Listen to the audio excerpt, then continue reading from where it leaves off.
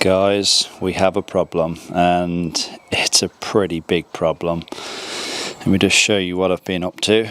So if you know the BMW E60, this is it was the cheapest BMW 5 Series in the country. This is the scuttle panel and cabin air filter removed, along with the engine electrics box cover removed. And as you can see, we have access to the ECU. So any guesses as to what you think our issue is?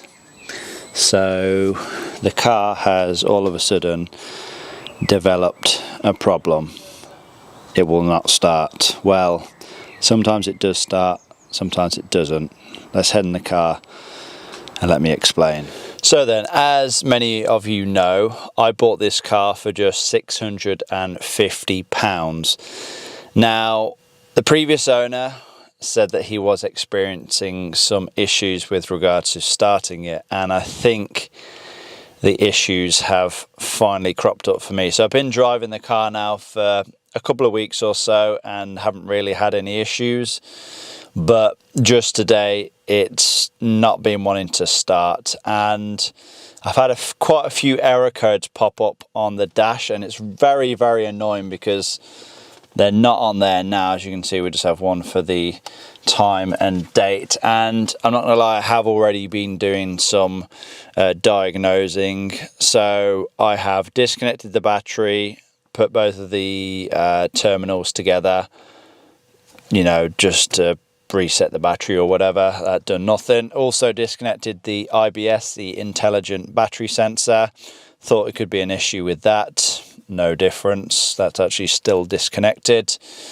And yeah, you're probably wondering why I've been messing around with the ECU. So after doing some research, I found out it could either be an issue with the ECU. So the E60 generation BMW, they do suffer quite a lot with moisture buildup, or you can even find your ECU just sitting in a pool of water if the drain plug gets blocked up with leaves. It's a very, very common problem. That thankfully hasn't happened to me. It's completely dry in there. Check the ECU, no corrosion on any of the pins. I've gave everything a clean with some electrical contact cleaner just in case. Then I also checked the relay, the DDE relay. I'll say checked, I haven't checked it. I've just literally tried to give it a clean with some electrical contact cleaner. Now the DDE relay itself, it's a light blue relay. That could be our issue, but ultimately we're not going to know until we swap it out. So I'm going to try and find one on my many other BMWs, and then temporarily swap it out and see if it makes any difference. But let me show you what kind of error codes we're getting on ISTA real quick. Like I said, very, very annoying that I can't show you the fault codes on the dash, but after doing a test and clearing the fault codes and then doing another test, this is what we are greeted with. So first one is Servotronic engine timeout. Next one is communication with IBS. Just ignore that one. That's just because the IBS is disconnected. Now all of these other ones, they are very, very vague, but I think they're all connected. They have to be. It can't just be a coincidence. They all have to be connected, of course, apart from the AUC sensor, but they're all to do with the DME and the DDE. So that's what's kind of led me to believe it could be that relay, that sky blue relay. But like I said, ultimately we're not going to know until we swap it out. It is quite a common problem for that to go bad. Not only that, one of the fault codes that I get coming up on the dash is I think it just says fuel pump fault. Now when you see fuel pump fault, you're going to think, oh, you mean the fuel pump's bad, right? Not necessarily. It can also be the fuel pump module, which is on the driver's side. the offside of the car, and yeah, it's kind of at the back in the boot area. I don't think that's our issue though. We're not getting any other fuel related fault codes, but I guess, you know, we'll never really know. Yeah, very, very frustrating. We was kind of, you know, back and forth with this with the previous car, so I just hope that we're not going to have to keep swapping out a whole bunch of parts when it comes to this one as well. But yeah, I think ultimately we need to get a replacement relay and then see if that fixes the issue. If you do have any suggestions, you know, as to what you think it could be, then, you know, please do let us know. Very, very interested to hear your thoughts. So then, because the error codes are not displaying on the dash now and they are saying non-existent in ISTA, I wonder if it will start. Well, we'll give it a try anyway.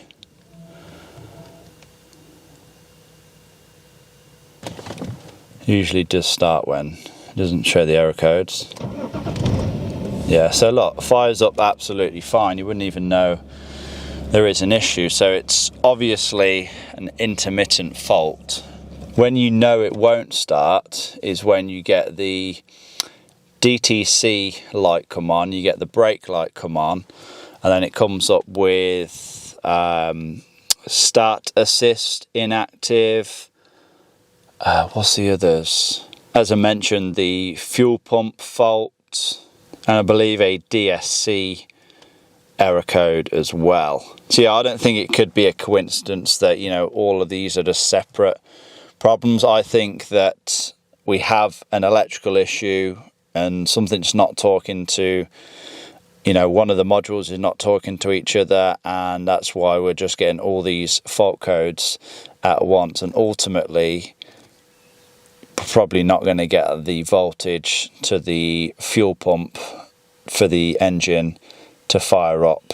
We're also not getting crank. You know, sometimes it doesn't even crank, which is a bit strange. Yeah, I don't think we're even getting voltage to the starter motor when that is the case. So yeah, very, very strange. It's so bizarre. Like I said, sometimes it fires up absolutely fine, no issues. Sometimes it cranks but doesn't fire up.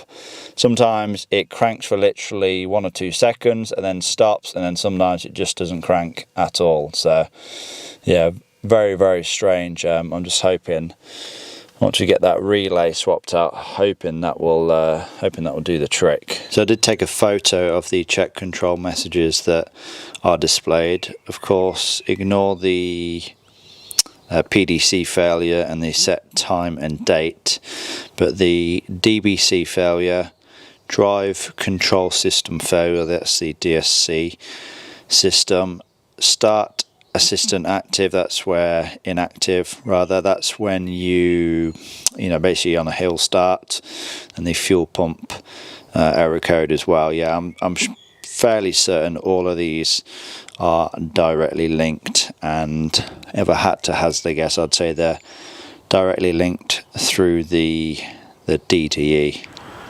I have some news. So it turns out that the relay that I suspected was faulty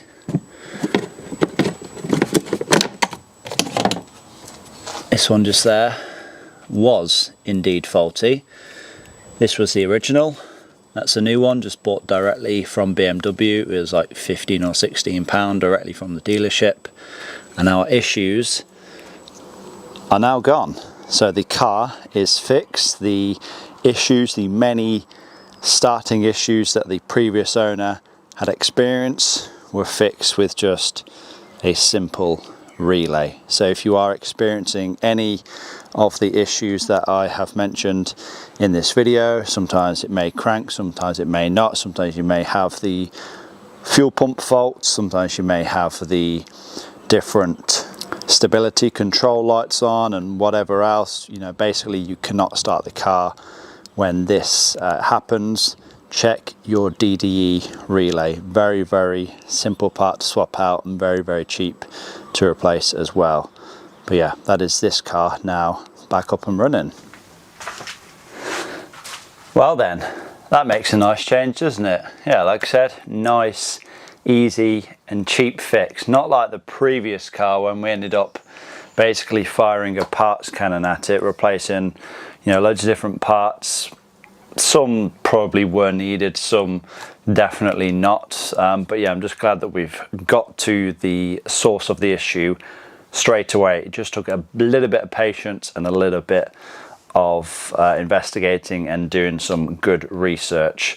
Now, what are the plans with the car? I guess we can really move forward with what I had planned with it, which is pretty much to give the entire car a good full service, so all of the fluids, all of the filters, swap them out. And I think we also need to swap out the rear brakes as well, so we have new discs and pads for that. And then it really is just tidying the car up, so any body panels that need replacing, we'll look at doing that.